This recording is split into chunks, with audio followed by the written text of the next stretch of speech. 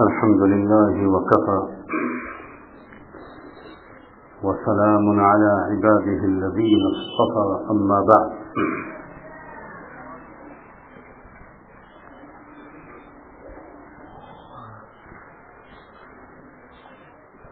أعوذ بالله من الشيطان الرجيم بسم الله الرحمن الرحيم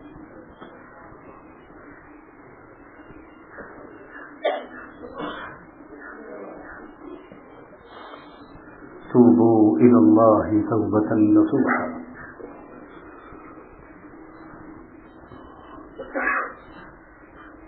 وقال صلى الله عليه وآله وسلم التوبة الندم.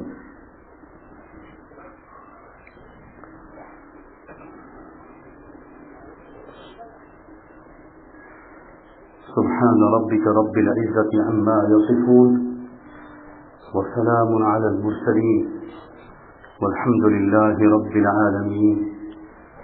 اللهم صل على سيدنا محمد وعلى آل سيدنا محمد وبارك وسلم. اللهم صل على سيدنا محمد وعلى آل سيدنا محمد وبارك وسلم. اللهم صل على سيدنا محمد وعلى آل سيدنا محمد وبارك وسلم.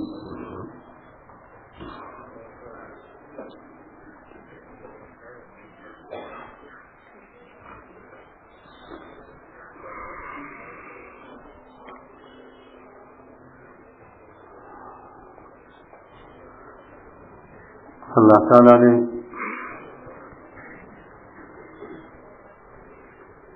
پورے زمانے کو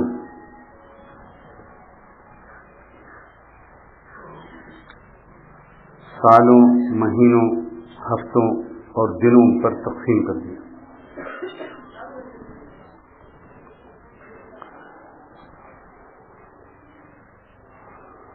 اگر ایسا نہ ہوتا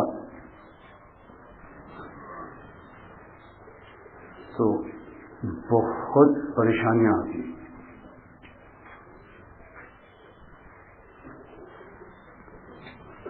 اگر دن ہی دن رہتا، رات نہ آتی،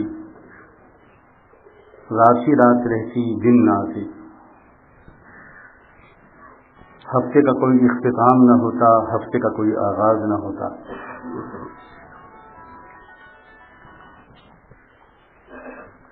مہینوں کے شروع ہونے اور مکمل ہونے کا نظام نہ ہوتا، سال کے شروع ہونے اور مکمل ہونے کا نظام نہ ہوتا. تو ایک تو بہت ہی کھلا ہوا نتیجہ یہ نکلتا کہ انسانوں کی طبیعتیں اکتا جاتی، تھک جاتی. ہم لوگ ایک سیدھی سادی بات کا روز تجربہ کرتے ہیں کہ روز نئی صبح نکلتی ہے، نیا دن شروع ہوتا ہے، اور ہم صبح جب اٹھتے ہیں تو ایک نیا ولولہ، ایک نیا شوق، ایک نئی ہمت، ایک نیا نشاط اپنے اندر پاتے ہیں، اور اس کے سہارے ہم پھر سے اپنے اپنے کاموں میں اور محنت کے میدانوں میں مصروف ہو جاتے ہیں. پھر دن بھر گزرتا ہے، تھکان آتی ہے، آرام کا دل چاہتا ہے. اللہ تعالیٰ نے رات کا وقت بندے کے لیے آرام کے لیے بنایا. نیند جیسی نعمت عطا فرمائی، رات جیسا ماحول دیا، اور پھر بندے کے معمولات بدلتے ہیں، اسے آرام ملتا ہے، تھکان رخصت ہوتی ہے. اور اگر پچھلے دن میں کچھ اس کے اندر کچھ غم، کچھ غصہ، کچھ افسردگی، کچھ مایوسی آئی تھی کسی ناکامی یا کسی حادثے کی وجہ سے، تو صرف ایک رات کا وقفہ گزرتا ہے، اور اگلی صبح جب وہ اٹھتا ہے تو اپنے غم اور غصے اور مایوسی اور افسردگی میں کمی پاتا ہے. ایک نئی امید پاتا ہے، ایک نیا جذبہ پاتا ہے، اور پھر سے وہ سرگرم عمل اور ایکٹیو ہو جاتا ہے۔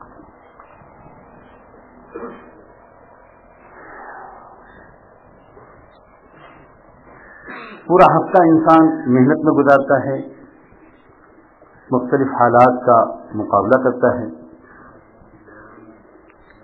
پھر ایک دن آتا ہے جس دن کہ وہ گویا اپنا ایک ویکنڈ جس کو بناتا ہے، سمجھتا ہے، ایک ہفتے کا اختتام، ایک روزمرہ کے معمولات میں کچھ تبدیلیوں کا دن، اور پھر وہ اس دن کو گزارتا ہے تو پھر پورے ہفتے، پچھلے پورے ہفتے کی تکان اس کی دور ہوتی ہے، اور ایک نیا نشاط اگلے پورے ہفتے کے لیے اس کے اندر آتا ہے۔ یہ ایک فطری سا عمل ہے جو بڑی خاموشی کے ساتھ ہم سب کے ساتھ، پوری دنیا کے انسانوں کے ساتھ جاری ہے۔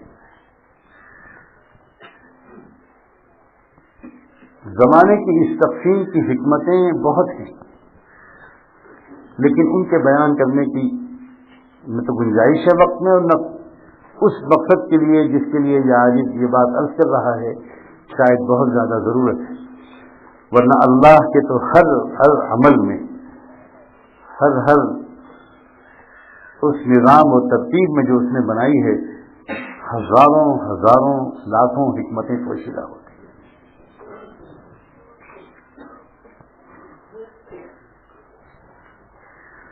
اسی طرح ہفتے کے بعد مہینے کے نظام کو سوچ لیں، ایک مہینہ مکمل ہوتا ہے، پھر ایک مہینہ شروع ہوتا ہے۔ کیا کھویا ہم نے اس دن میں اور کیا پایا، اس کا جائزہ لینا دن کے آنے اور جانے کی وجہ سے آسان۔ ہم نے یہ ہفتہ کیسے گزارا، اگلا ہفتہ ہم اور بہتر کیسے گزاریں۔ ہفتوں کے نظام کی وجہ سے ہر ہفتے کے اختتام اور نئے ہفتے کے استقبال کے وقت یہ جائزہ اور یہ حساب کتاب یہ بھی آسان۔ جمعے کے دن اللہ تعالیٰ نے ایسا دن بنا کے دیا اور اس کے ایسے معمولات بنائے کہ اگر کوئی شخص جمعے کا دن صحیح گزارے، صحیح ترتیب پر اس جمعے کے دن کو گزار لے، جیسا کہ گزارنا سکھایا تھا رحمت دو عالم سیدنا محمد الرسول اللہ صلی اللہ علیہ وآلہ وسلم نے، تو صرف جمعے کے دن صحیح گزار لینے کے نتیجے میں حدیث میں صاف آتا ہے کہ پچھلے جمعے تک کے سارے گناہ معاف اور اگلے جمعے تک کی گناہوں کی حفاظت کا اللہ کی طرف سے وعدہ۔ افسوس یہ ہے کہ ہم لوگ اکثر و بیشتر جمعے کے دن کو بھی عام دنوں کی طرح گزارتے ہیں، صرف اتنا فرق کرتے ہیں کہ ہم جو لوگ مسجد پابندی سے پانچوں وقت کی نماز میں نہیں جاتے، یا اللہ نہ کرے نماز بھی چھوڑ دیتے ہیں، وہ بھی جمعے کے دن جمعے کی نماز پڑھنے کے لیے آخر وقت میں صحیح مسجد میں پہنچ جاتے ہیں۔ لیکن یہ تو قانونی جمعہ ہوا۔ آپ کی بیٹی کی شادی ہو، آپ کے بیٹے کی شادی ہو، آپ کے گھر میں کوئی خوشی کی تقریب ہو، اور آپ اپنے کسی بہت عزیز دوست کو بلائیں، اس کا انتظار کرتے رہیں، لیکن وہ تب پہنچے جب محفل رخصت ہو چکی ہو، تو قانونی طور پر تو یہی کہا جائے گا کہ بھائی میں تو آ گیا، آپ نے بلایا تھا، میں حاضر ہو گیا، میں نے آپ کی دعوت کو قبول تو کیا، آ گیا۔ لیکن آپ خوش نہیں ہوں گے کہ بھائی یہ بھی کوئی آنے کا وقت ہے، تمہیں تو پہلے آنا چاہیے تھا، بہت دیر سے تمہارے انتظار میں تھا۔ عجیب بات ہے، اللہ ہر جمعے کو ہمارے انتظار اور استقبال کے لیے ہر مسجد کے دروازے پر فرشتے بھیج دیتے۔ میرا بندہ ہفتے بھر پتہ نہیں کس حال میں رہا، آج تو ضرور آئے گا، جاؤ تم خود استقبال کرو، سب کے نام لکھو، سب کا اندراج کرو۔ وہاں بھی ہم آخر میں پہنچتے ہیں تو ہمارے دوست کو اگر شکایت ہوگی کہ دعوت میں تم آخر میں کیوں آئے، تو کیا اللہ کو شکایت نہیں ہوگی؟ کہ یہ بھی کوئی آنے کا وقت تھا. چنانچہ سنت یہ ہے اللہ کرے کہ زیادہ سے زیادہ لوگ اس پر عمل کر سکیں،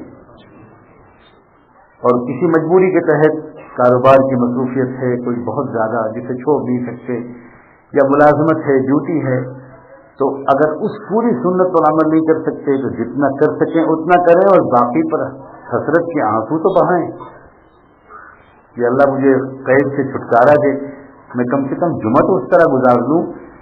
سنت یہ ہے کہ صحابہ کرام یہ کہتے ہیں کہ ہم لوگوں نے اللہ کے رسول سے جمعے کے دن جلدی پہنچنے کے فضائل اتنے سنے کہ ہم میں سے بہت سے لوگ جو دور علاقوں میں رہتے تھے مدینے کے، مسجد نبوی سے کافی فاصلوں پر، تو وہ فجر کی نماز پڑھ کے اتنے اندھیرے میں مسجد نبوی کی طرف چل پڑتے تھے کہ ہم کو اپنے ہاتھوں میں چراغ لے کر چلنا پڑتا تھا. اس کی وجہ یہی ہے کہ ہفتے کے دن ایک روحانی غسل کا دن ہے جمعہ. پچھلے جمعے کے گناہوں کی معافی مانگنی ہے، اور اگلے جمعے کے لیے اللہ تعالیٰ سے خوب نیکیوں کی توفیق اور گناہوں سے حفاظت مانگنی. یہ تو آدمی تبھی کر پائے گا جب پہلے سے پہنچے، نمازیں پڑھے، نفلیں پڑھے، صلاۃ التسبیح پڑھے، تلاوت کرے، سورہ کہف پڑھے، اور خوب لمبی لمبی دعائیں اللہ تعالیٰ سے مانگے. کوئی کہنا چاہے تو کہہ سکتا ہے کہ اللہ تعالیٰ نے جمعے کے دن کے ہفتے واری اس روحانی مجلس اور اجتماع کا آخری عمل رکھا ہے خطبہ اور جمعہ اور جمعے کی نماز. وہ آخری عمل ہے، پہلا اور آخری عمل نہیں ہے، وہ اختتام ہے. اور یہ اللہ تعالیٰ کا اس امت کے ساتھ بے پناہ رعایت کا معاملہ ہے، جس سے ہم لوگ بہت ناجائز فائدہ اٹھا رہے ہیں کہ اللہ تعالیٰ نے امت کی حالات کو دیکھتے ہوئے کہ اس امت کی آبادی بہت ہوگی، اس کو لمبا زمانہ ملے گا، اس میں پوری دنیا میں پھیلے ہوئے لوگ ہوں گے، موسم الگ ہوگا، مشغولیتیں الگ ہوں گی، تو فرض نہیں کیا اللہ تعالیٰ نے صبح سے آ جانا. یہ رعایت کی وجہ سے کیا اللہ نے کہ فرض نہیں کیا. فرض کتنا کر دیا کہ بھائی خطبہ میں شریک ہو جاؤ، جمعے کی نماز پڑھ لو، اس کو تو فرض کر دیا. لیکن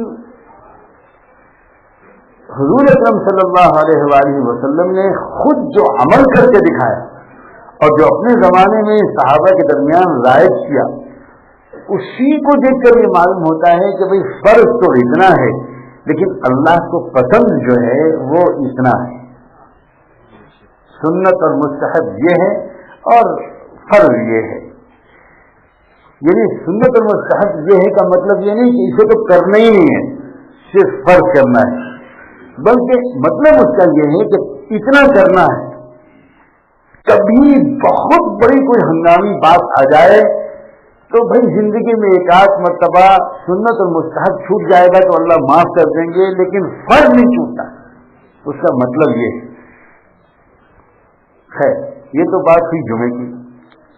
پھر اسی طرح ہر مہینے کا نیا نکلنا، نیا چاند نکلنا، اس کا ایک خاص نظام، اس سب کے پیچھے بڑی حکمتیں ہیں. جب مہینے کو چاند سے جوڑا جائے گا تو ہر مہینے کا نیا چاند دیکھنے کا رواج ہوگا. جب نیا چاند دیکھتے تھے مہینے کا رحمت دو عالم سیدنا محمد رسول اللہ صلی اللہ علیہ وآلہ وسلم، تو ہمارا آپ کو سب کو معلوم ہے کہ چاند کے دیکھتے وقت ایک دعا پڑھتے تھے، ایک دعا مانگتے تھے اللہ سے. یہ کہتے تھے کہ اللہ، یہ جو آپ نے ایک نیا چاند نکالا ہے مہینے کا، اس چاند کو ہم سب کے لیے ہدایت، مغفرت، رشد اور سلامتی کا چاند بنا. یہ کیا مطلب ہے؟ یہ دعا تو رسمی طور پر دعا تھوڑی ہے. اس کا مطلب یہ ہے کہ آپ ایک پیغام دے رہے ہیں امت کو کہ جب تم نیا مہینے کے چاند دیکھو تو اپنے اندر ایک نیا جذبہ تازہ کرو. اس مہینے میں مجھے اللہ کو راضی کر کے چھوڑنا ہے، اس مہینے میں مجھے نیکیاں کرنی ہیں جو میں پچھلے مہینے نہیں کر سکا، اس مہینے میں وہ گناہ مجھے بالکل نہیں کرنے ہیں جو میں بدقسمتی سے پچھلے مہینے کر گزرا. یعنی جب نیا مہینے کا چاند دیکھو تو تمہارے اندر توبہ کا، مغفرت پانے کا، اپنے کو بدل ڈالنے کا ایک نیا ارادہ آنا چاہیے. اللہ اپنے بندوں کی نفسیات سے جتنا واقف ہے کبھی دنیا میں کوئی اتنا واقف نہیں ہوتا. اسی نے بنایا ہم کو، وہ ہم سے بھی واقف ہوگا تو کون واقف ہوگا؟ وہ جانتا ہے کہ بندوں کے اندر ایک ارادوں کے اندر کچھ پرانا پن آ جاتا ہے. یہ ارادے کرتے ہیں، پھر کچھ دن کے بعد ان کے ارادے تھوڑے سے تھک جاتے ہیں، تھوڑی ہمت نیچے چلی جاتی ہے. یہ ارادوں اور ہمت کا اپ اینڈ ڈاؤن ہونا یہ ہم سب کی فطرت میں ہے، اس سے گھبرایا نہیں. اکثر لوگ اپنے اپنے مشائخ کو ایک بات لکھتے ہیں کہ حضرت جب بیٹھ ہوئے تھے، توبہ کی تھی تو شروع میں معمولات کی بڑی پابندی ہوتی تھی، اس کے بعد پھر وہ بات نہیں رہی. یہ کمزوری ہر انسان کی فطرت میں ہے.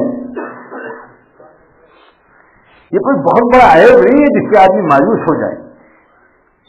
شیطان دل میں یہ ڈالتا ہے کہ باقی سب لوگ تو بالکل پابندی سے ایک ہی رفتار سے بلکہ ترقی کے ساتھ معمولات میں لگے ہوں گے، ایک میں ناکارہ کمبخت ایسا ہوں جو معمولات کی پابندی شروع میں تو کرتا تھا اب نہیں کر پا رہا.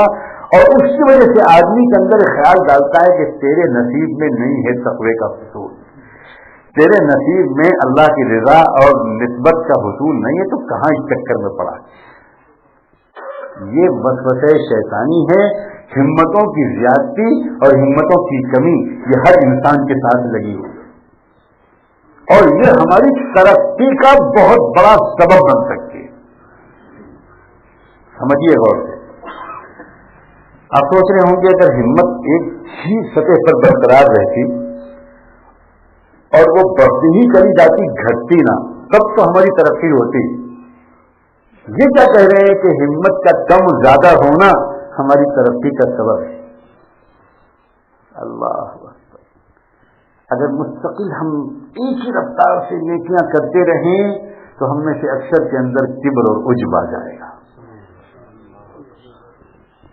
ہم میں سے اکثر یہ سمجھنے لگیں گے ماشاءاللہ میں تو نیک ہو گیا، میرا نفس تو بالکل پاک صاف ہو گیا، میں نے تو شیطان کو شکست دے دی.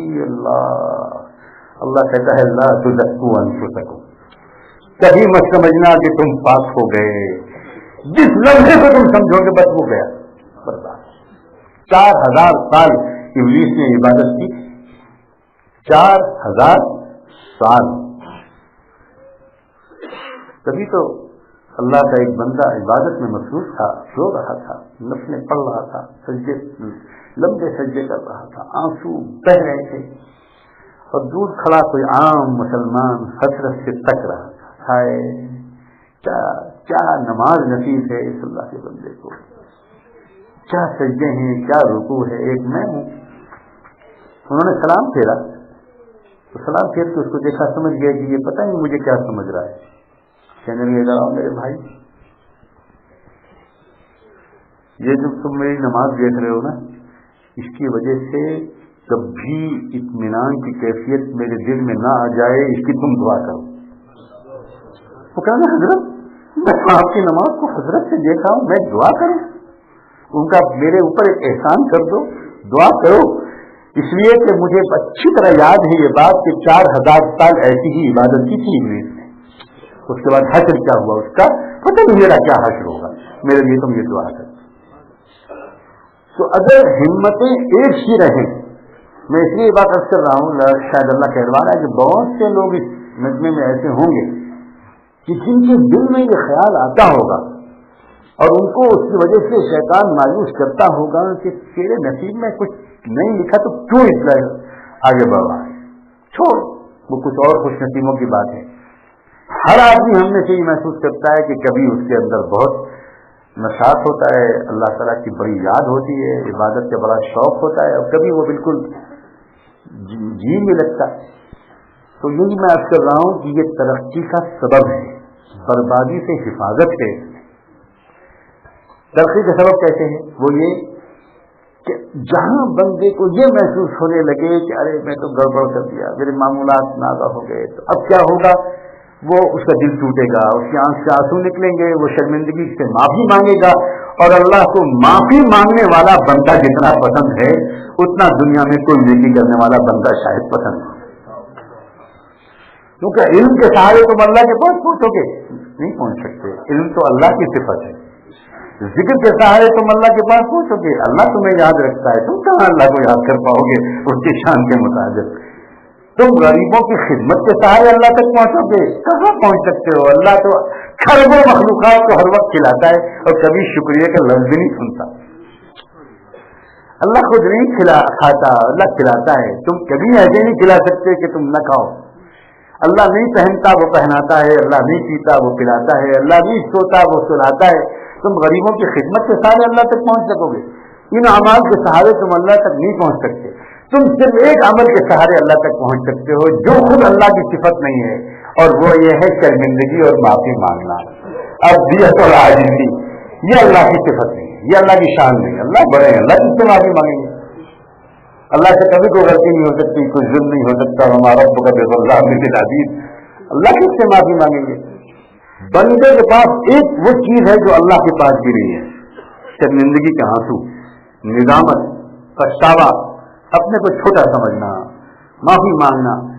یہ تو دو قدم آگے اور ایک قدم پیچھے جو بندہ ہٹتا ہے، اس میں اگر وہ بس بار بار معافی مانگتا رہے اور پھر آگے بڑھتا رہے، پھر مانگتا رہے، پھر آگے بڑھتا رہے، یقیناً کامیاب ہوگا، یقیناً کامیاب. اللہ تعالیٰ نے چونٹی بنائی، عجیب مخلوق، بڑا ڈسپلن، اپنے امیر کی اطاعت. چونٹیوں کے اندر عجیب صفات ہے. انہیں چونٹیوں کے اندر اللہ تعالیٰ نے ایک ادا بنائی کہ ان کو اوپر چڑھنے کا شوق رکھا. وہ جہاں دیوار دیکھیں گی اوپر جائیں گی، کھمبا دیکھیں گی اوپر جائیں گی، پلنگ کا پایا دیکھیں گی اوپر چڑھیں گی. اور ساتھ ہی اللہ نے ایک سسٹم بنایا کہ کوئی چونٹی پہلی کوشش میں اوپر تک نہیں پہنچ سکتی، وہ کئی بار بیچ میں گرتی ضرور ہے. چونٹی جیسی چھوٹی سی مخلوق اللہ تعالیٰ نے کیا اس کے اوپر یہ ظلم کیا کہ اس کو بار بار گرنے کی عادت ڈال دی؟ کیا اچھا ہوتا کہ وہ نرم و نازک مخلوق بغیر گرے اوپر چڑھتی.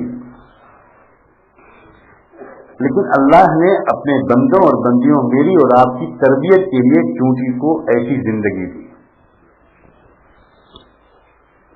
بندہ جب یہ دیکھے گا کہ عجیب ہے یہ چونٹی 100 بار گر چکی ہے، 50 بار گر چکی ہے، 20 بار گر چکی ہے، مگر یہ مایوس نہیں ہوتی. یہ پھر اوپر چڑھنا شروع کر دیتی، کسی سے شکایت بھی نہیں کرتی، 1 منٹ ضائع نہیں کرتی. نیچے گرتی ہے اور پھر فوراً اوپر چڑھنا شروع کر دیتی ہے، پھر نیچے گرتی ہے، پھر اوپر چڑھنا شروع کر دیتی ہے، یہاں تک کہ ایک مرتبہ ایک وقت وہ آتا ہے جبکہ چونٹی اپنی منزل تک پہنچ جاتی ہے. اللہ کو میری اور آپ کی تربیت اتنی عزیز ہے کہ میری اور آپ کی اور انسانوں کی تربیت کے لیے اللہ نے لاکھوں مخلوقات کی الگ الگ صفات پیدا کر دی. اللہ غور و فکر کرنے کا دماغ بھی ہم کو دے کہ تفکرون فی خلق السماوات والارض ربنا ما خلقت هذا باطلا. اے اللہ چونٹی کو آپ نے ایسا بلا وجہ نہیں بنایا. فابتعی بالعمل لست ارضا بالکسل غایتی نیل الطلب. عجیب ہے چونٹی کی زبان سے. کسی عرب شاعر نے ایک شاعری کی ہے، فابتعی بالعمل، میری کوشش امید کے سہارے قائم رہتی ہے، میں کبھی نا امید نہیں ہوتی. آئے آئے کبھی بندو اپنی اصلاح سے نا امید مت ہونا، کبھی نا امید مت ہونا. سوال ہی نہیں پیدا ہوتا. جس کو اللہ نے اس طرح متوجہ کیا ہے، اپنے دین کی طرف متوجہ کیا ہے، جنت کی طرف متوجہ کیا ہے، اس کا مطلب ہے اللہ اس کو جنت دے کے رہیں گے، اللہ اس کو منزل تک پہنچا کے رہیں گے. چونٹی کو چونکہ اللہ تعالیٰ نے ہماری تربیت کے لیے ایسا بنایا اس لیے اللہ نے کیا انتظام خاموشی سے اور کیا کہ چونٹی کے اندر ہڈی نام کی کوئی چیز نہیں ہے. چونٹی کے جسم میں کوئی ہڈی نہیں ہوتی.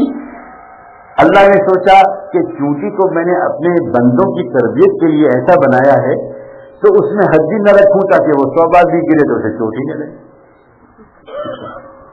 سبحان اللہ. اس کا مطلب کیا ہوا؟ تربیت کے اسباب اللہ بندوں اور بندیوں کے لیے جو بناتے ہیں وہ بندوں کو چوٹ لگانے کے لیے نہیں بناتے بلکہ بندوں اور بندیوں کو منزل تک پہنچانے کے لیے بناتے.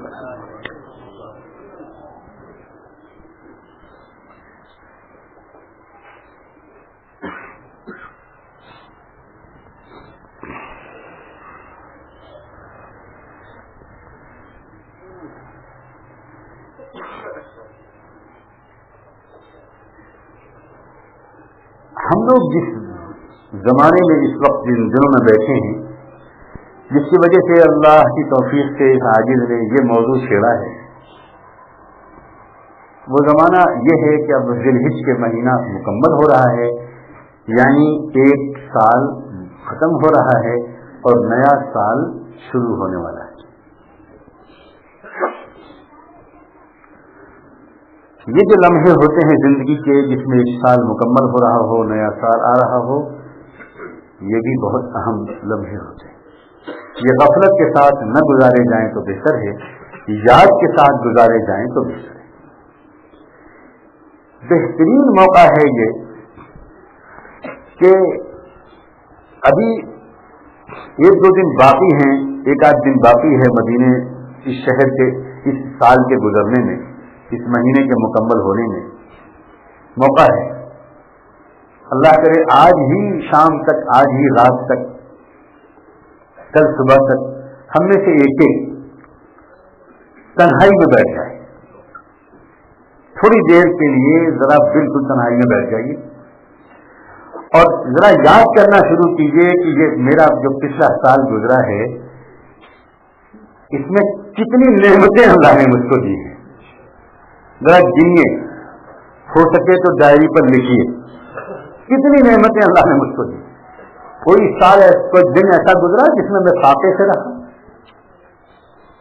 کوئی دن ایسا آیا اس پورے سال میں جس میں مجھے کھانا نہیں ملا، پانی نہیں ملا، نیند نہیں ملی، آرام نہیں ملا، میں اندھا ہو گیا، میں بہرا ہو گیا، میں معذور ہو گیا، میں لولا لنگڑا ہو گیا. پورے سال میں برستی رہی نعمتیں میرے اوپر. میرے اللہ خوب یاد کیجیے نعمتوں کو، دنیاوی نعمتوں کو بھی یاد کیجیے اور دینی نعمتوں کو بھی یاد کیجیے. اللہ نعمتوں کا ایسا احساس نصیب فرمائے. بعض بزرگوں کے حالات کے بارے میں سنا کہ بستر کی چادر پکڑ کر اللہ سے کہتے تھے اللہ آپ نے کتنی نرم چادر دی ہے، کتنی بڑی نعمت دی. تکیہ پکڑ کر کہتے تھے کہ اللہ آپ نے کتنا ملائم تکیہ دیا ہے، کتنی بڑی نعمت دی. باقی نعمتوں کا استحضار ایسے کیجیے کہ لوگ کہنے لگے کہ تم پاگل ہو گئے. واقعی ایسے کیجیے. سچ کہتا ہوں، ایک ایک نعمت کو سوچیے. گھر کے کونے کو دیکھیے، کمروں کو دیکھیے، گھڑی کو دیکھیے، آئینے کے سامنے کھڑے ہو جائیے، اپنے چہرے کو دیکھیے، اپنی ساخت کو دیکھیے، اپنی الماری کے اندر بھرے ہوئے کپڑوں کو دیکھیے اور یاد کیجیے کیا میرے محبوب محمد مصطفیٰ کے پاس اتنے کپڑے تھے؟ کیا حضور کے نوازوں اور بیٹیوں کے پاس اتنے کپڑے تھے؟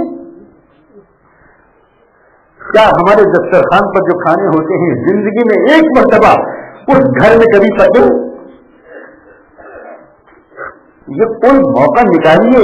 موقع بہت اچھے دن پر آج اللہ نے مجلس کرائی ہے. سال کے گزرنے سے پہلے ہم نے شہر تک اپنی بہنوں سے کہیے، اپنی ماں سے کہیے، اپنی بیوی سے کہیے، اپنے بچوں سے کہیے، کمرہ بند کر کے بیٹھ جاؤ اور نعمتوں کو یاد کرو.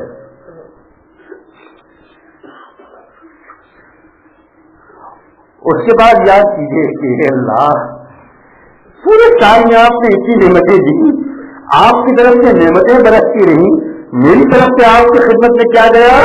کہ اللہ کالے کالے گناہ، اس کے سوا کچھ نہیں گیا ہم سے،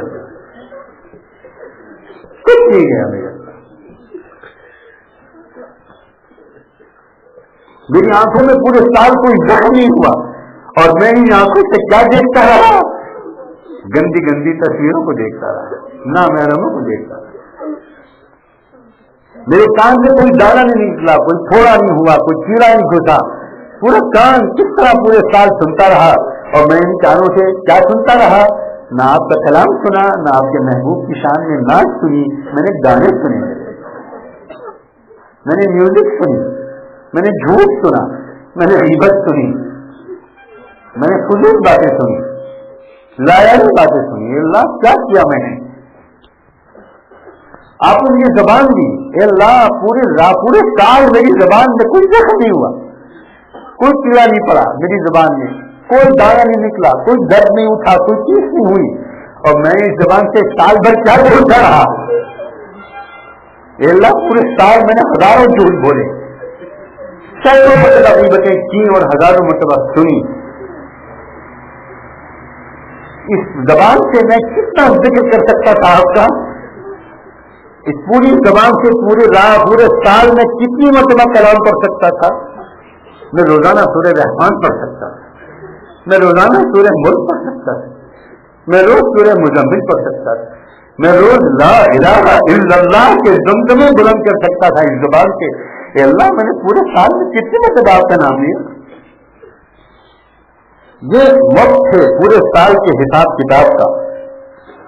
वो ताजिर कामयाब ताजिर नहीं होता जो अकाउंट ठीक से मेंटेन न करे, जो अपने हिसाबात में देखे।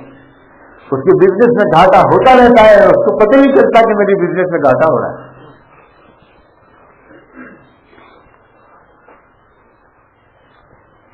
पूरे साल का जायजा लेने का ये वक्त है। अल्लाह करे कि हो सके तो साल का आखिरी दिन है, शायद कल लोग इसमें छुट्टी ले लें और मस्जिद में कहीं एहतिकाफ करके किसी कोने में पड़ जाएं, और मस्जिद में भी अगर भीड़ का अंदेशा हो तो किसी जंगल में कहीं निकल जाएं और किसी पेड़ के नीचे पड़ जाएं कि अल्लाह पूरे साल के गुनाह लेकर आया हूं, और साल क्या पूरी जिंदगी के गुनाह लेकर आया हूं। क्या करूं अब, ये पिछले दिन तो वापस नहीं आ सकते, पूरा साल वापस नहीं आएगा, साल का महीना वापस नहीं आएगा, कोई एक सेकंड वापस नहीं आएगा। अब मैं क्या करूं, क्या अमालनामे में तो लिखा जा चुका है। साल का इख्तिताम पिछले पूरे साल और अब तक की पूरी जिंदगी पर शर्मिंदगी के आंसू बहाने का बेहतरीन वक्त है, बेहतरीन वक्त।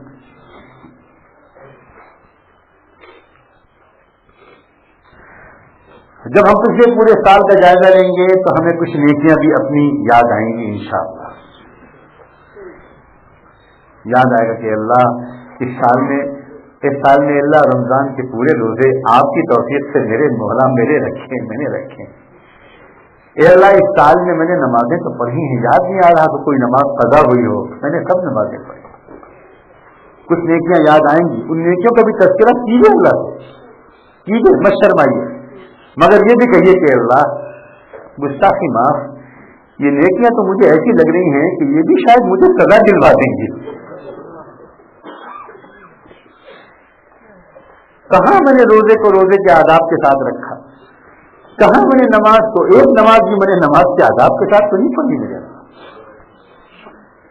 बदन आपके सामने होता था, दिल तो कहीं और होता था। मेरे अल्लाह मेरी बीवी मुझसे इस तरह बात करे अगर एक मरतबा कि मुझे महसूस हो कि बात मुझसे कर रही है, दिल उसका कहीं और लगा हुआ है, तो मैं कभी माफ नहीं करूंगा, मैं नाराज हो जाऊंगा। अल्लाह एक मरतबा मैं अपनी बीवी को इस तरह पर अपने से हम कलाम होता हुआ बर्दाश्त नहीं कर सकता कि रुख तो जिस्म का उसका मेरी तरफ हो, दिल कहीं और लगा हो। अल्लाह आप कितने बर्दाश्त करने वाले हैं, 50 साल की उम्र हो गई, सब नमाजें मैंने इस तरह पढ़ी कि आपसे बात करता रहा, दिल मेरा कहीं और रहा। आप कितना बर्दाश्त करते हैं अल्लाह, अगर आपने अब तक बर्दाश्त किया है, मेरे अल्लाह क़यामत के दिन भी बर्दाश्त कर लीजिएगा, माफ कर दीजिए, माफ कर दीजिए। हम अपनी नेकियों को याद भी करें, ज़ाहिरी तौर पर नेकियों की तौफीक पर अल्लाह का शुक्र भी अदा करें, मगर ये भी अल्लाह से कहें कि अल्लाह ये हिम्मत तो नहीं हो रही कि मैं उन नेकियों को आपके सामने मग़फ़िरत के वसीले के तौर पर पेश करूं। बिल्कुल हिम्मत नहीं, एक नेकी मेरे अल्लाह इस आदत मेरे पास नहीं है कि मैं उसको नेकी के वसीले, मग़फ़िरत के वसीले के तौर पर पेश करूं।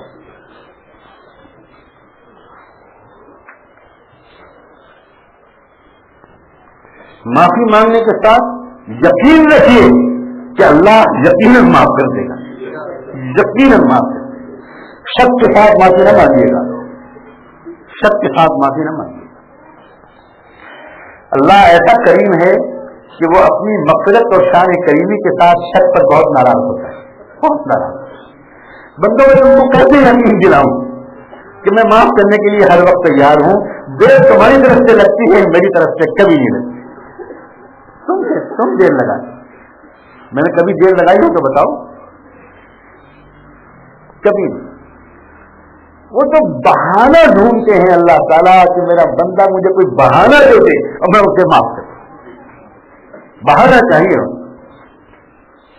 اور بہانہ بھی صرف اس لیے چاہیے کہ وہ اپنے اوپر فیور کرنے کا اور نا انصافی کرنے کا الزام نہیں لگنے دینا چاہیے۔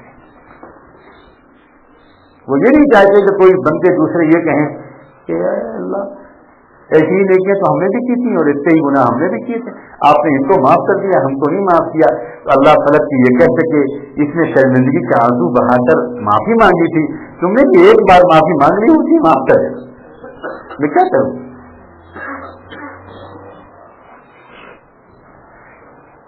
پچھلی سال کی نعمتیں اور پچھلے سال کے قصور یاد کر کے اور اپنی ناشکری، ناقدری اور اپنے گناہ یاد کر کے معافی مانگنے کے ساتھ ایک کام اور کریے،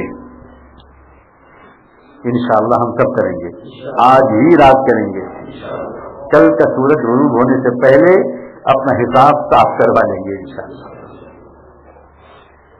ایک کام اور کیے، اور وہ یہ کہ میرے اللہ ایک نیا سال آ رہا ہے، پتہ نہیں پورا سال مجھ کو ملے گا کہ نہیں ملے گا، سال ملے گا کہ نہیں ملے گا۔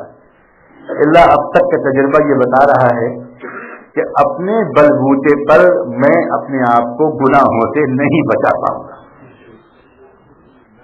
کہ اللہ اب میں آپ کو اپنے آپ کو میں آپ کے حوالے کرتا ہوں، میرے اللہ اب آپ مجھے بچائیں، میں اپنے آپ کو آپ کے حوالے کرتا ہوں۔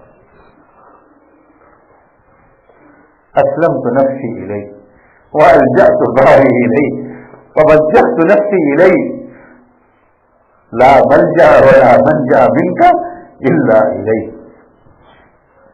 اللہ میں اپنے آپ کو آپ کے حوالے کرتا ہوں، میں نہیں بچ سکتا گناہوں سے اگر آپ مجھے نہ بچا پائیں۔ اللہ یوسف علیہ السلام تو بہت نیک انسان تھے، یہ کہیے اللہ تعالیٰ سے اپنی زبان میں کہیے۔ آپ کو عربی کی دعائیں ٹھیک سے یاد نہیں ہیں، بالکل دل مت توڑیے، اپنی زبان میں اللہ سے کہیے، اللہ سب زبانوں کو سمجھتا ہے، وہ سب کا رب ہے، اللہ گونگے کی بھی سنتا ہے جو کچھ بول بھی نہیں سکتا، جو کچھ کہہ بھی نہیں سکتا، اور شاید ہم بولنے والوں سے زیادہ سنتا۔ اس کو تو ٹوٹا ہوا دل چاہیے، بس اسے الفاظ اور قافیہ اور فصاحت اور بلاغت سے کیا دل چاہیے، اس کو تو ٹوٹا ہوا دل ہے۔ اللہ سے کہیے کہ یوسف علیہ السلام بہت نیک انسان تھے، اللہ ایسے پیارے تھے کہ آپ نے ان کے نام پر پوری سورت اتاری ہے۔ عظیم الشان شخصیت کے بیٹے تھے اور عظیم الشان شخصیت کے پوتے تھے اور عظیم ترین شخصیت کے پر پوتے تھے۔ ان کے پر دادا تھے ابراہیم علیہ السلام، ان کے دادا تھے حضرت اسحاق علیہ السلام اور ان کے والد ماجد تھے حضرت یعقوب علیہ السلام۔ اس کو ایسا خاندان ملے گا،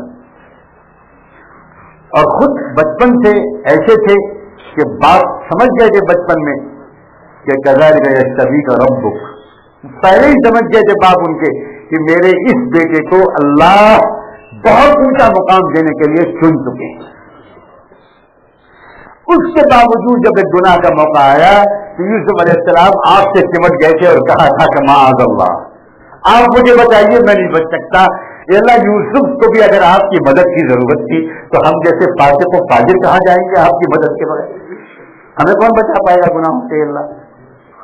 اللہ مجھے میرے نفس کے حوالے ایک لمحے کے لیے آئندہ سال اور بقیہ پوری زندگی میں مت کیجیے گا میرے ایک لمحے کے لیے مجھے اکیلا مت چھوڑ، میں نہیں بچ سکتا۔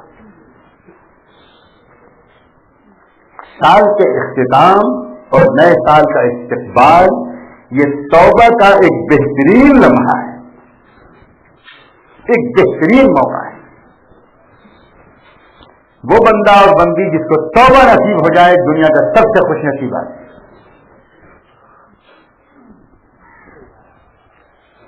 امام ابو اسحاق الفرائی رحمۃ اللہ علیہ بہت بڑے محدث گزرے، بہت عظیم شخصیت گزری۔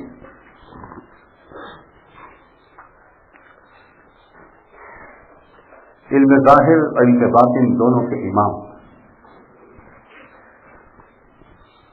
اللہ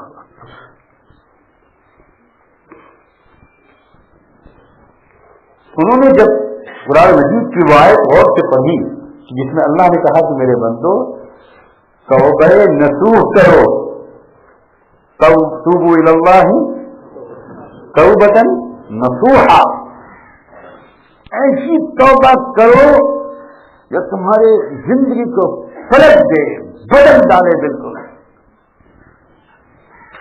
تو انہوں نے روزانہ صلاۃ الحاجت پڑھ کے، لمبی لمبی نماز پڑھ کے دعا مانگنی شروع کی کہ اللہ مجھ کو توبہ نصوح دے دے، اللہ مجھ کو توبہ نصوح عطا کر، مجھے توبہ نصوح کی توفیق دے۔ ایسی عجیب شان چیز جس کو مانگنا شروع کیا، 30 سال تک وہ صلاۃ الحاجت پڑھ کے اللہ سے توبہ 30 سال تک 30 سال تک دعا مانگنے کے بعد ایک دن ان کے دل میں ایک خیال آیا، صرف خیال، انہوں نے کہا کچھ نہیں، ایک خیال آیا۔ خیال یہ آیا 30 سال ہو گئے مانگتے مانگتے،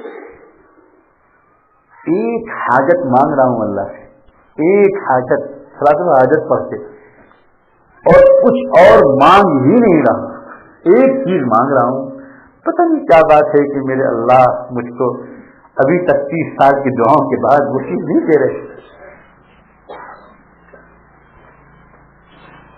انشاءاللہ اس بات سے ان سالکین کو سکون ملے گا جو رو رو کر اپنے بزرگوں سے کہتے ہیں کہ حضرت کتنے دن ہو گئے ابھی تک کوئی تبدیلی نہیں ہوئی،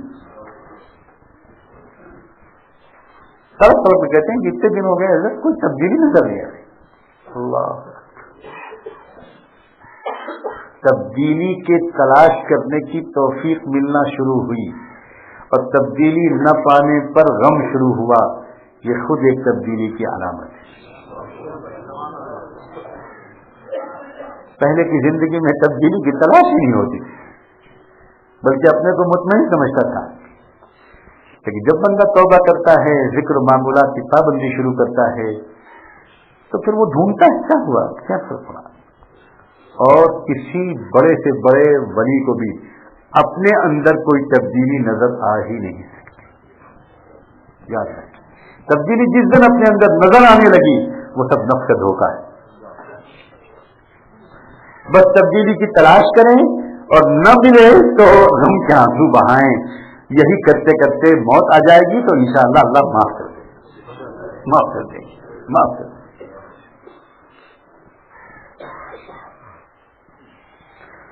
ابو اسحاق الفرائی رحمۃ اللہ علیہ 30 سال تک کی کوشش کے باوجود اللہ سے ایک دن دل میں یہ کہنے لگے، زبان سے کچھ کہنے کی ہمت تو نہیں ہوئی کہ اللہ 30 سال ہو گئے ابھی تک توبہ نصوح کی توفیق نہیں ملی۔ اللہ اکبر۔ خواب میں ایک انسانی شکل میں ایک فرشتہ آیا اور اس نے جواب میں یہ کہا، اللہ نے کہلایا ہے ابو اسحاق تم کیا توبہ نصوح کو معمولی چیز سمجھتے ہو جو تم کو فوراً دے دوں؟ کیا تم معمولی چیز سمجھتے ہو اس کو؟ اللہ اکبر۔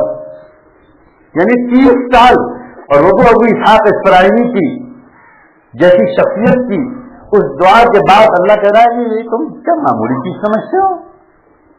بے شک اللہ کی محبت کے ادب و پہ میں شرائط کر جانا زندگی کا پلٹ جانا، بوٹی بوٹی ہڈی ہڈی انگ انگ میں اللہ کی یاد کا نور اتر جانا، یہ کوئی معمولی دولت ہے کہ یوں ہی مل جائے؟ نہیں.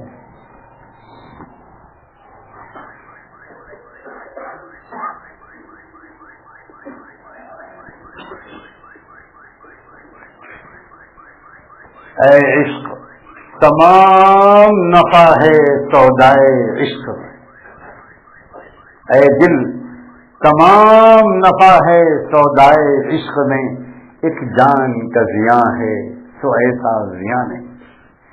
ایک جان کا زیاں ہے، ایک جان تو کھپاؤ.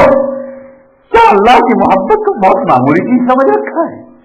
پوری زندگی کے آخری لمحے تک بغیر مایوس ہوئے کوشش بھی کرنی ہے، دعا بھی کرنی ہے، معافی بھی مانگنی ہے، کوشش بھی کرنی ہے، دعا بھی کرنی ہے، مایوسی بھی مانگنی.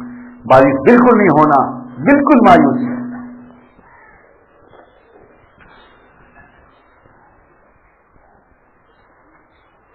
تو اپنے پچھلے سال کے جائزے کے ساتھ اور اس میں اللہ تعالیٰ کی کروڑوں نعمتوں پر جو اتری ہیں، جو ہم سب کو ملی ہیں، ان کو یاد کیجئے. کوشش کیجئے کہ گھنٹوں بیٹھ کر ہم لوگ نعمتوں کو یاد کریں، جلدی مت کیجئے. وہی چند گھنٹے پوری زندگی اور پوری قسمت کو بدلوا دیں گے انشاءاللہ. چند گھنٹے بیٹھ کر نعمتوں کو یاد کیجئے.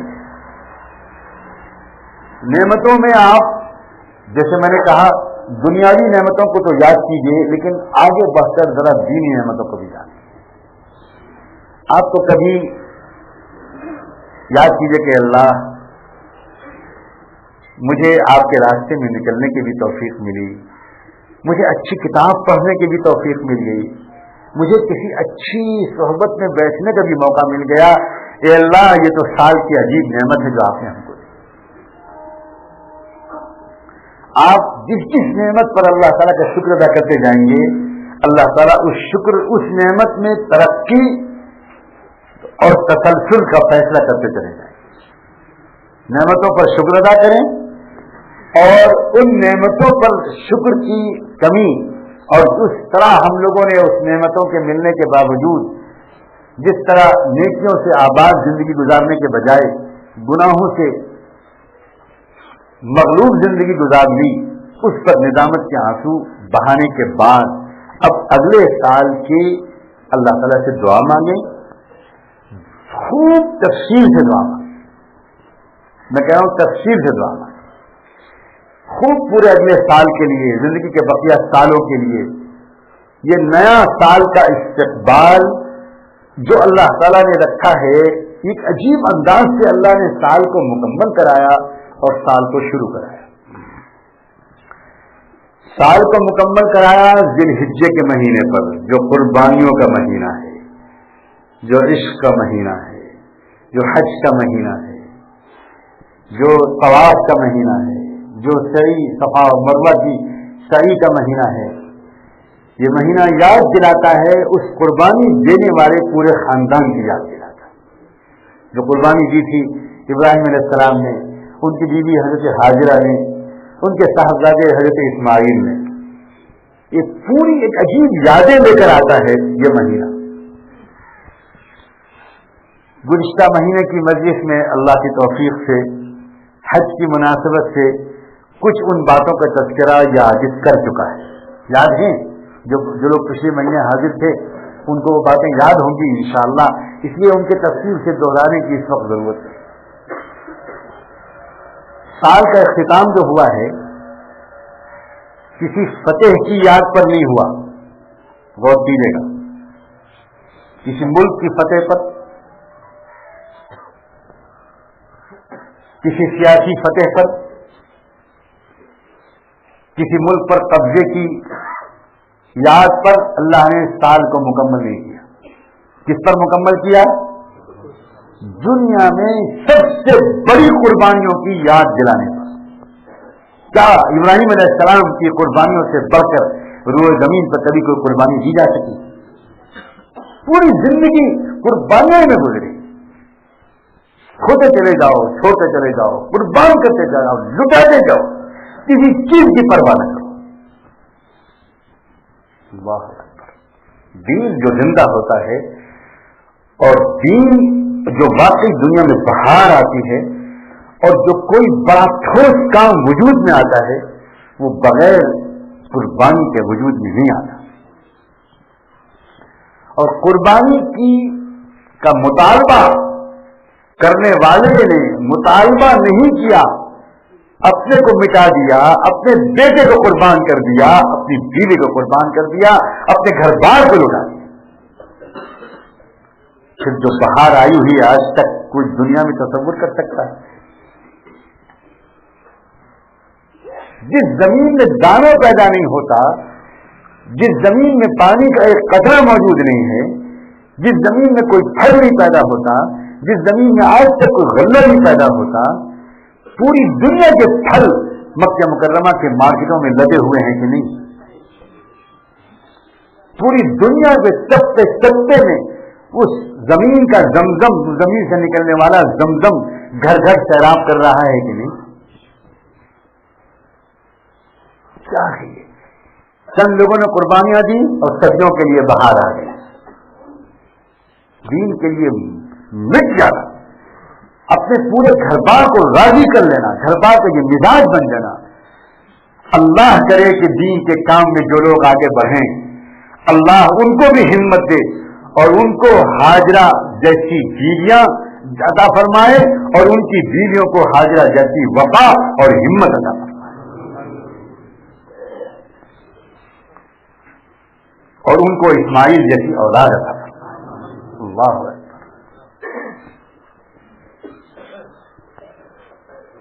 نوجوانوں، اپنا آئیڈیل بناؤ اسماعیل علیہ السلام کو. اسماعیل کو اپنا آئیڈیل بناؤ. یا ابت افعل ما تؤمر.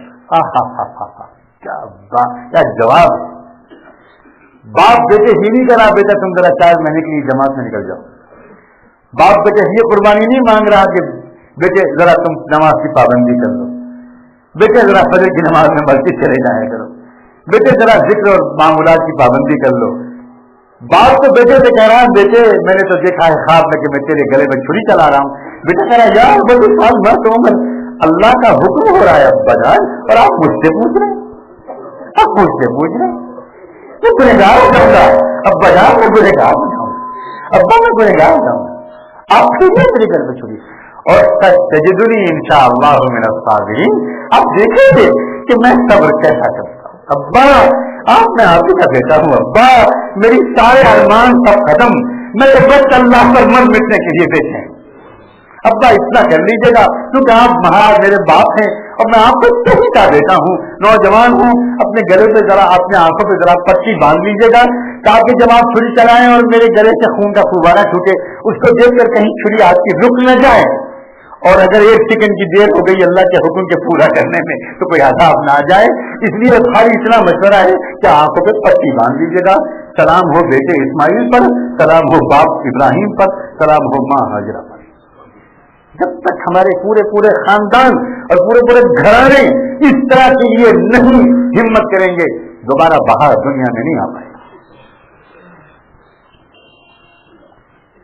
ہم ساری دنیا کو نہیں بدل سکتے لیکن اپنے گھر کے بچوں اور اپنی بیویوں سے تو دوستانہ انداز سے بات کر کے کہہ سکتے ہیں ہاتھ بڑھاؤ، وعدہ کرو کہ تم اس طرح ساتھ دو گی، مجھے اکیلا مت چھوڑ. یہ باتیں ہیں جو کرنی چاہیے لوگوں. جذبات بنانے پر تو اکثر کے بن جاتے ہیں. ہم جذبات ہی نہیں بناتے، ہم ترغیب ہی نہیں دیتے. ہم تو پہلی ہی بات تو خود ہی ڈر جاتے ہیں، گھبرا جاتے ہیں، اپنی ساری زندگی کے ٹائم ٹیبل بدل دیتے ہیں، بڑے ہوئے قدموں کو پیچھے کھینچ لیتے ہیں اور الزام دیتے ہیں بیویوں کو اور بچوں اور بیویوں کے جو مزاج بنائے جاتے ہیں.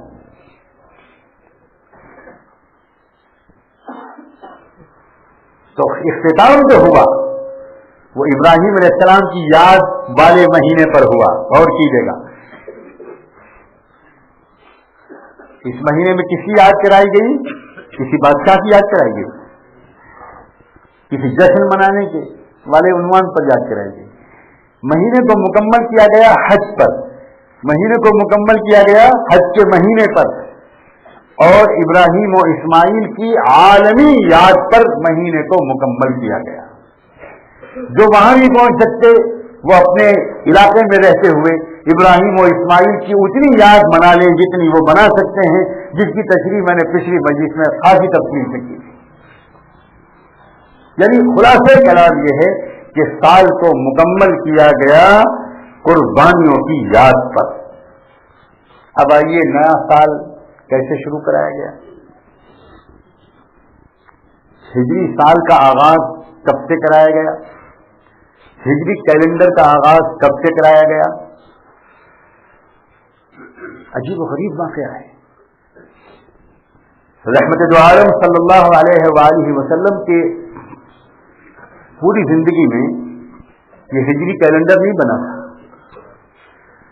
اس وقت لوگ جو سال لکھتے تھے یا بولتے تھے تو وہ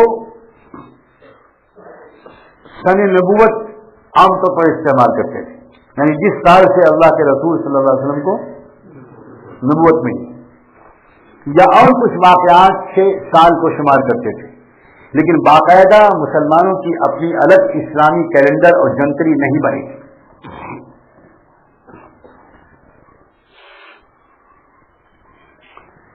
یہ ضرورت پہلے پیش آئی امیر المومنین سیدنا عمر بن خطاب رضی اللہ تعالیٰ عنہ کے طرف، جب باقاعدہ خلافت کا دفتر قائم ہوا، بیت المال قائم ہوا، سیکریٹریٹ قائم ہوا اور ساری چیزوں کے اندراجات، جزیہ، زکوٰۃ، خراج، مال غنیمت، پھر معاہدے، ان ساری چیزوں کی جب ضرورت پڑی اس بات کی کہ اب یہ ساری دفتری ریکارڈ مینٹین ہو، تو اس وقت ضرورت پڑی اس بات کی کہ بھئی ہمارا سال کب سے شمار ہو، ہم اس اسلامی جنتری کا آغاز کب سے کریں. تو ایک مشورے کی نشست بلائی سیدنا عمر نے،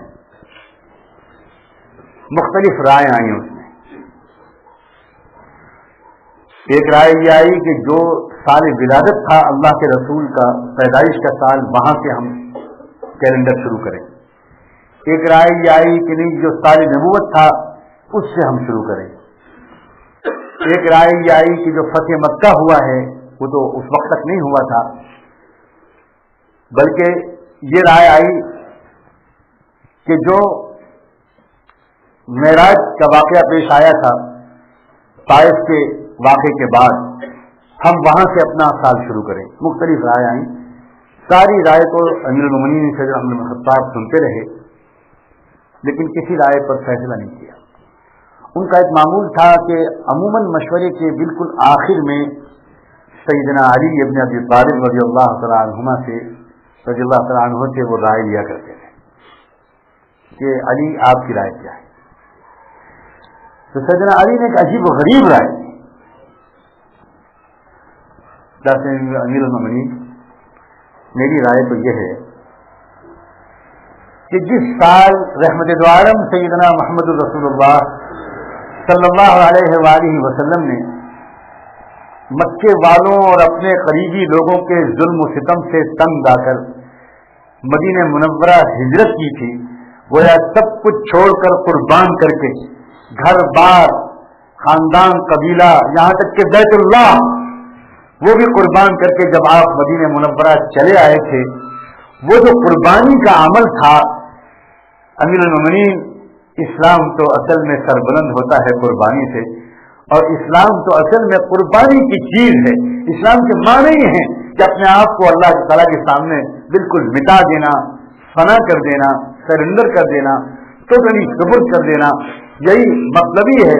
اس لیے میری رائے تو امیر المومنین یہ ہے کہ آپ اسلامی جنتری اور کیلنڈر کو ہجرت کے سال سے شروع کریں.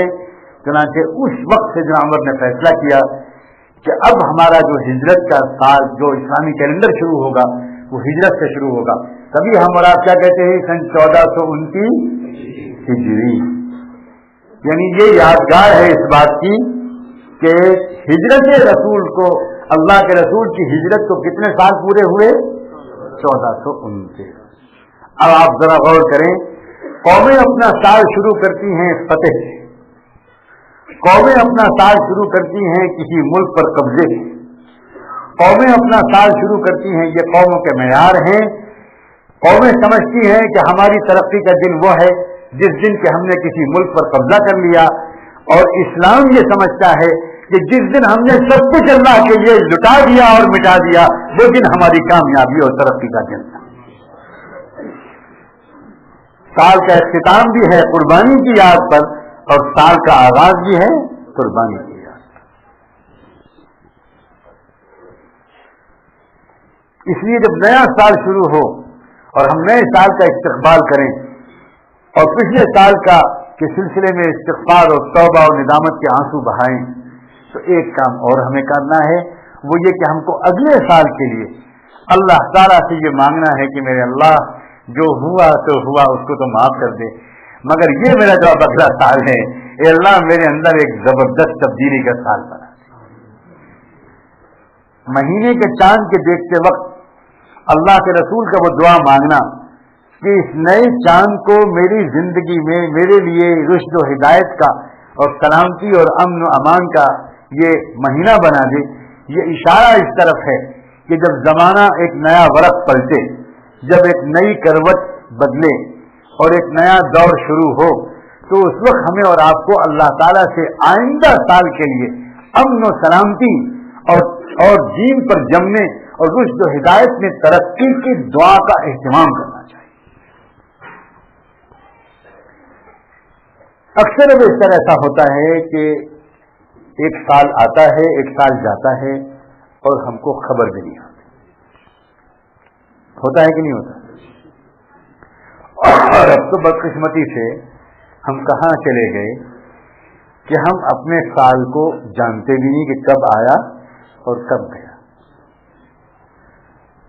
ہم تو یونانی دیوی دیوتاؤں کے نام پر جو مہینے رکھے گئے، جو مہینوں کے نام رکھے گئے، ان مہینوں کے آمد اور رفت پر ہم نیا سال مناتے ہیں اور پچھلے سال کو رخصت کرتے ہیں.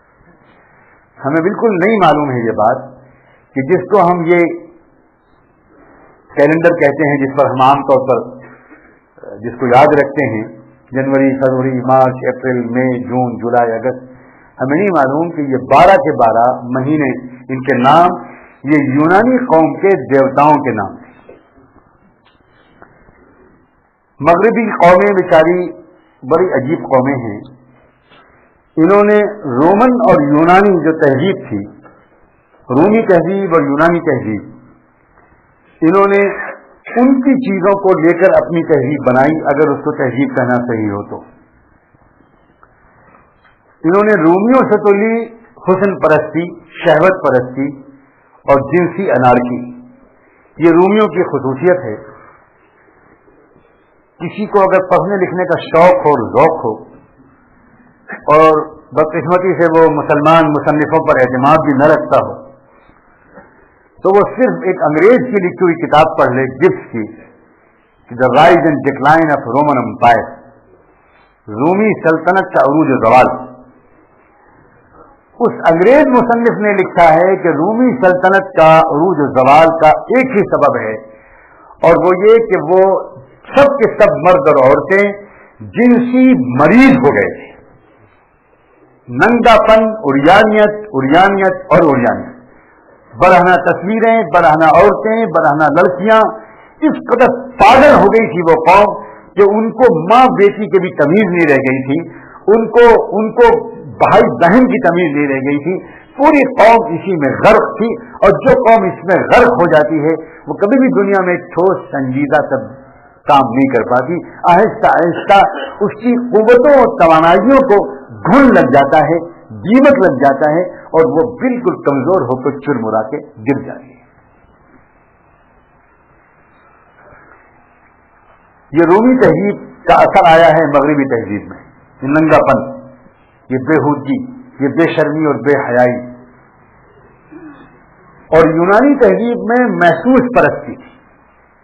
یونانی تہذیب کا خاصہ تھا توہم پرستی، محسوس پرستی، نظر آنے والی چیزوں کی بندگی، سانپ کی پوجا، سورج کی پوجا، چاند کی پوجا، آسمان و زمین کی پوجا، پیڑ کی پوجا، یہ ان کی خاص چیز تھی. تو انہوں نے دیوی دیوتاؤں جو بنائے تھے وہ عام طور پر دنیا میں زہریلے جانور، زہریلے کیڑے، اس قسم کی شکل صورت کے ان کے دیوی دیوتا تھے، اور ان کے یہ نام تھے جو اس وقت عیسائی کیلنڈر کے نام ہیں، یہ ان کے نام ہیں. اللہ تعالی ہم لوگوں کو توفیق دے کہ ہم اپنی حد تک، اپنے گھروں کے حد تک، اپنے اداروں کے حد تک آپس میں خط و کتابت کرتے وقت ہم اسلامی کیلنڈر کو زندہ کریں، ان مہینوں کے نام یاد کریں، چاند دیکھنے کا اہتمام کریں اور ان کو ہم اولیت دیں. میں یہ بات نہیں کہتا، علماء نے کبھی یہ بات نہیں کہی کہ اس موجودہ دور میں خاص طور پر اس کیلنڈر کا استعمال کرنا کوئی حرام ہے، یہ ناجائز ہے. کسی کو پتہ بھی نہیں ہے کہ یہ مہینے کے نام کیا ہے، کس چیز کے نام ہے، اب کون جانتا ہے دنیا میں. وہ ایک الگ بات ہے، جواز الگ چیز ہے. لیکن جو کس موقع پر ہم محسوس کریں کہ ہمارا سال اب رخصت ہو رہا ہے اور ہمارا سال آ رہا ہے، وہ ایک الگ بات ہے. ذی الحجہ کے مہینے پر ہمارا سال مکمل ہو رہا ہے اور محرم کی آمد پر نئے سال کا آغاز ہو رہا ہے. یہ بھی عجیب و غریب بات ہے کہ جب نیا سال شروع ہوتا ہے تو بجائے اس کے کہ ایمان والوں میں ایک نئے سال کا چرچا ہو، نئے سال کا تذکرہ ہو، نئے ارادے اس میں ہوں، توبہ کی طرف توجہ دلائی جائے. یہ عجیب و غریب بات ہے کہ اس میں ہماری تاریخ کے ایک مخصوص واقعے کو بیان کیا جاتا ہے اور ایسا بیان کیا جاتا ہے، ایسا بیان کیا جاتا ہے کہ جیسے دنیا میں کوئی اور شہادت کا واقعہ پیش ہی نہیں آیا. کوئی دنیا میں شہید ہوا ہی نہیں. سیدنا حسین ابن علی، میرے ماں باپ ان پر قربان ہوں، ان کے علاوہ کوئی اور شہادت کا واقعہ ہوا ہی نہیں. ایسا ایسا ایسا ایسا سما بانا جاتا ہے. اللہ اکبر، عجیب و غریب بات ہے، عجیب و غریب بات ہے. جس امت کو پیدا کیا گیا ہے اس لیے کہ وہ اللہ کے دین کے لیے اپنی جانیں قربان کرے، اور جس امت میں ہزاروں شہید ہو چکے، اس میں ایک بہت بڑا عجیب و غریب واقعہ اللہ نے رونما کرایا کہ شہادت عام مسلمانوں کے لیے نہیں ہے. خانوادہ نبوت کا شہزادہ بھی شہید ہوا تاکہ یہ پیغام جائے کہ او علماء اور او دینی قائدین اور او ائمہ اور وہ امت کے لیڈروں اور قائدوں، صرف عام مسلمانوں کو شہادت کے لیے اکسا کر تم خود شیش محلوں میں نہ بیٹھو، اپنے آپ کو اور اپنے بچوں کو بھی شہادت کے لیے پیش کرو. یہ اللہ تعالیٰ کی طرف سے ایک عجیب تقدیری واقعہ تھا جو رونما ہو کر رہا. عجیب و غریب واقعہ تھا. وکان امر اللہ قدرا مقدورا. شیخ الاسلام ابن تیمیہ رحمۃ اللہ علیہ نے لکھا ہے کہ سیدنا حسین ابن علی رضی اللہ تعالیٰ عنہما کی شہادت کو اس کے سوا کوئی توجیہ نہیں کی جا سکتی کہ اللہ کی طرف سے طے تھا کہ محمد مصطفیٰ کا ایک نواسا بھی اللہ کے راستے میں شہید ہو، دین حق کے لیے شہید ہو، گھیر کر ظالم لوگ اس کو ماریں اور اپنا مقدر چھڑوائیں اور اپنی قسمت کا فیصلہ کروائیں. وہ مقدر تھا، ورنہ کوئی تک نہیں تھی ان کی شہادت. عجیب و غریب طرح کی قربانیاں اللہ تعالیٰ نے اپنے محبوب کے گھر والوں سے دلوائیں. بڑے بیٹے سیدنا حسن نے قربانی اس طرح دی کہ انہوں نے خلافت کے حق سے دستبرداری اختیار کر لی اور سیدنا معاویہ سے یہ کہا کہ بھائی یہ حق تو تمہارا ہے، اب آپ کرو، یہ کام تم سنبھالو، ہم تو بوریے پر بیٹھ کر دنوں کی دنیا کے صفائی کا کام کریں. اللہ تعالیٰ کی طرف سے یہ تقسیم ہے. مجھے معلوم ہے کہ اللہ تعالیٰ کی طرف سے یہ تقسیم ہے. میں سمجھتا ہوں اس بات کو کہ خلافت 30 سال تک قائم رہے گی، یعنی خلافت راشدہ، یعنی خلافت کاملہ. اس وقت یہ موضوع مجھے بیان کرنے کا نہیں تھا، لیکن میں اتنا اشارہ کر دوں بس کہ خلافت کی 2 قسمیں، ایک خلافت ظاہرہ، ایک خلافت باطنہ. خلافت ظاہرہ کہتے ہیں ظاہری دنیا کے نظم کو سنبھالنا، سیاسی قیادت، مملکت کا انتظام، حدود کا قیام، قانون کا نفاذ، مجرموں کو سزا دینا. یہ تو گویا پورا ایک پولیٹیکل سسٹم ہوتا ہے، بلکہ گورننس کا جو سسٹم ہوتا ہے، صحیح لفظ انگریزی میں اس کا گورننس ہے، پورے ملک کا نظام چلانا، ایک مینجمنٹ، یہ ایک حصہ ہے اس کا. اور ایک ہے دل کی دنیا کو پاک کرنا، تزکیہ نفس، تعلیم کتاب و حکمت، امر بالمعروف، نہی عن المنکر. سیدنا حسن ابن علی جو تکوینی علوم کے امام تھے، جو ماہر تھے تکوینی علوم کے، ان کو اللہ تعالیٰ نے وہ علم دیا تھا جو اشاروں کو سمجھتے تھے.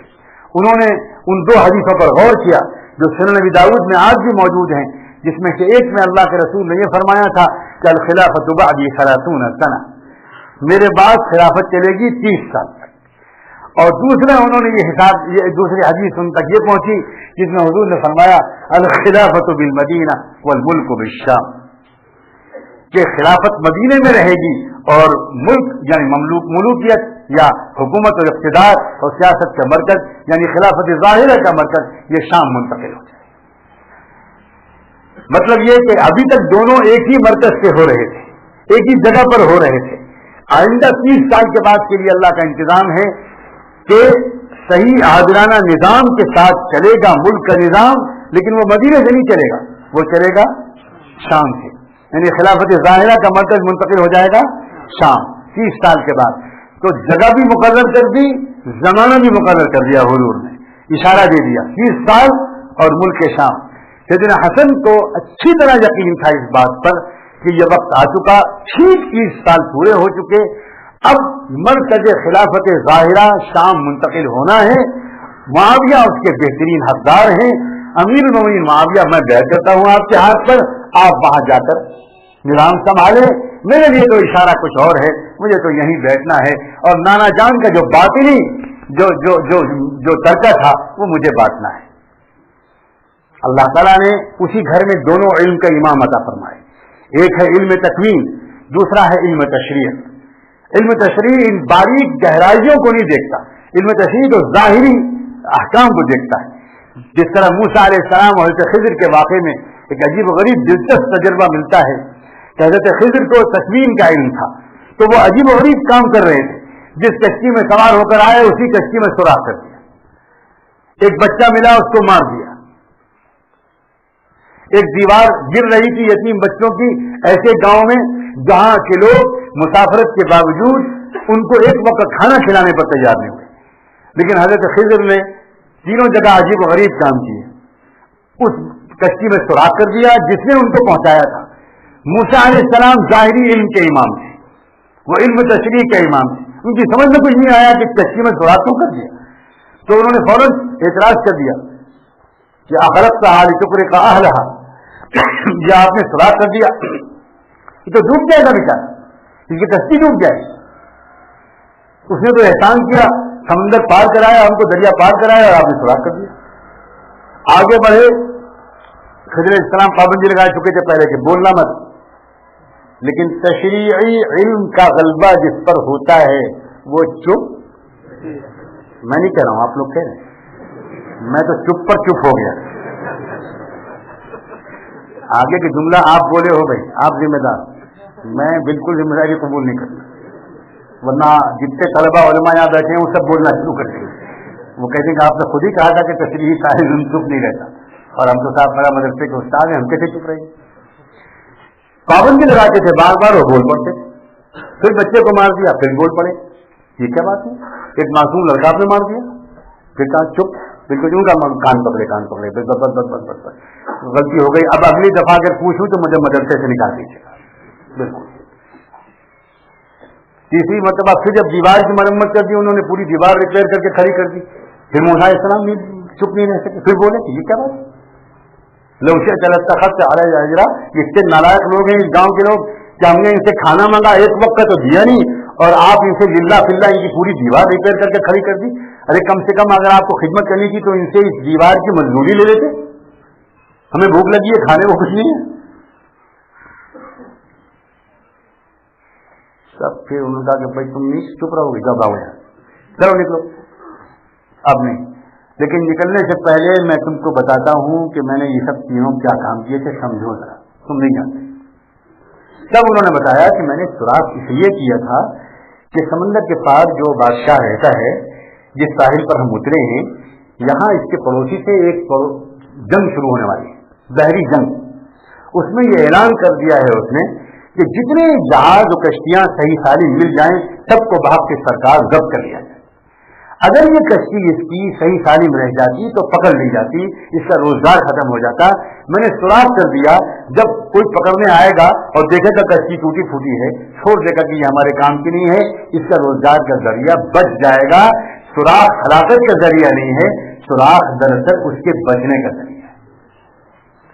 لیکن یہ موسیٰ علیہ السلام اپنے اس علم سے نہیں سمجھ سکتے تھے جبکہ وہ نبی تھے، یہ بات خضر سمجھ سکتے تھے۔ اسی طرح دوسرا اور تیسرا، یہ دونوں کی تینوں کے انہوں نے ایسی حکمتیں ظاہر کی۔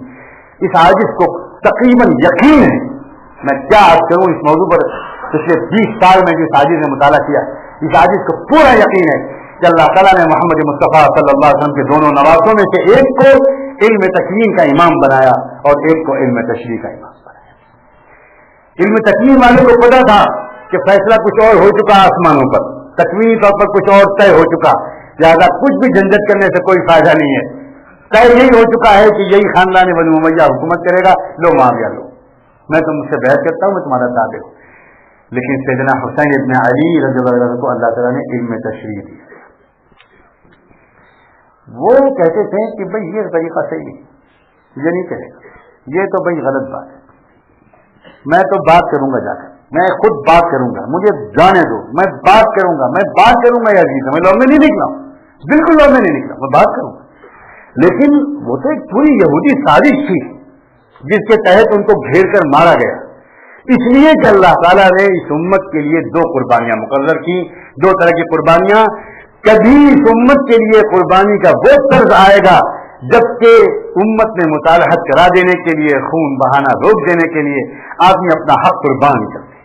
حضرت علیمہ نے کراچی میں ایک عجیب غریب تقریر میں کہا تھا، ایک تاریخ ساز ان کی تقریر تھی جس میں انہوں نے فرمایا تھا کہ سیدنا حسین ابن علی کی قربانی کا امت میں بہت تذکرہ ہے، لیکن سیدنا حسن ابن علی کی قربانی کا امت میں تذکرہ کم ہے۔ آج امت کو شاید سیدنا حسن ابن علی کی قربانی کی ضرورت زیادہ ہے۔ دونوں جو قربانیاں تھیں، یہ تو عجیب غریب انداز ہے۔ دنیا میں جتنے مذہبی رہنما آتے ہیں ان کے بیٹے پوتے نواسے عیش کرتے ہیں، ان کو لوگ دنیا میں پوچھتے ہیں، وہ اپنے خاندانوں کے لیے دولتیں اکٹھی کرتے ہیں، لیکن عجیب ہے رسول پاک صلی اللہ علیہ وسلم فرما دیا میرے خاندان پر صدقہ و زکات حرام، قیامت تک کے لیے جس کے میری بیٹی کے ذریعے سے بھی جو خاندان چل رہا ہے، قیامت تک امت کا صدقہ زکات وہ نہیں لے سکتا۔ وہاں تو بات یہ تھی کہ جب وقت آئے مال غنیمت کا، جب وقت آئے فتح اور عزت کا، تو اللہ کے رسول بڑھا دیا کرتے تھے مہاجرین و انصار کو، اللہ کے رسول بڑھا دیا کرتے تھے نو مسلموں کو، اور جب وقت آتا تھا فاقے کا، جب وقت آتا تھا پتھر باندھنے کا، جب وقت آتا تھا بھوکے رہنے کا، تو اللہ کے رسول بڑھا دیا کرتے تھے اپنی بیٹیوں اور نواسوں اور بیویوں کو۔ صلاۃ السلام ہو محمد رسول اللہ پر۔ مال غنیمت لے جاؤ، تم سب عزت لے جاؤ، تمغے لے جاؤ، عہدے لے جاؤ، میرے گھر والے تو بھوکے رہیں گے۔ میں دنیا میں اس لیے نہیں آیا کہ میرے گھر والے عیش کریں، میں دنیا میں اس لیے نہیں آیا کہ میرے نواسے اور میرے خاندان کے لوگ وہ دنیا میں قیادت اور اقتدار کا سکہ جمائیں، میں اس لیے نہیں آیا، میں تو اس لیے آیا ہوں کہ میری زندگی میں بھی دیکھ لینا، میرے مرنے کے بعد بھی دیکھ لینا، میرے نواسے قربانیاں دیں گے اور میرے نواسے قربانیوں کے امام بنیں گے۔ بات تو کہاں سے کہاں چلی گئی، اور اچھا ہوا جتنا تذکرہ حضور کے گھر والوں کا ہو، حضور کی بیٹیوں اور نواسوں کا ہو، اتنا ہمارے شاید سیاہ دل کو کچھ روشنی ملے، کچھ ہم کو توبہ کی توفیق ملے، کچھ ہمارے نوجوانوں کے اندر عزائم اور ارادے آئے۔ وقت ہے اس بات کا کہ پچھلے سال کا جائزہ اگلے سال کا استقبال کرتے ہوئے ہم ایک بات کو اور یاد رکھیں کہ سال گزرتے ہوئے بھی قربانیوں کی یاد دلا گیا، اور جو نیا سال آ رہا ہے وہ بھی کاہے کی یاد دلا رہا ہے۔ کیا یہ ممکن نہیں تھا کہ غزوہ بدر سے ہجری کیلنڈر شروع کیا جاتا جو فتح کا سال تھا؟ کیا یہ ممکن نہیں تھا کہ غزوہ احد سے سال شروع کیا جاتا؟ نہ۔ اور سبحان اللہ، رائے بھی کس کی؟ سیدنا علی ابن ابی طالب، وہ اللہ کا بندہ، وہ سیدنا علی جن کے بارے میں اللہ کے رسول کے یہ جملے آج بھی ریکارڈ ہیں، وہ اقباکم علی، گتھیوں کو سلجھانے کی صلاحیت تو علی میں ہے، گتھیوں کو سلجھانے کی صلاحیت تو علی میں ہے۔ اور تبھی تو سیدنا معاویہ نے روتے ہوئے کہا تھا فضیۃ ولا ابا حسن لہا، فضیۃ ولا ابا حسن لہا۔ آج امت کو ایسے مسائل درپیش ہیں مگر آج کوئی ابو الحسن یعنی علی ابن ابی طالب موجود نہیں۔ کیا کروں میں کیسے ان گتوں کو سلجھاؤں؟ وہ سیدنا علی نے رائے دی، امیر المومنین میری رائے تو یہ ہے کہ جو سب سے بڑی قربانی ہمارے اور آپ کے محبوب اللہ کے پیارے دلارے کی زندگی میں تھی وہ کیا تھی؟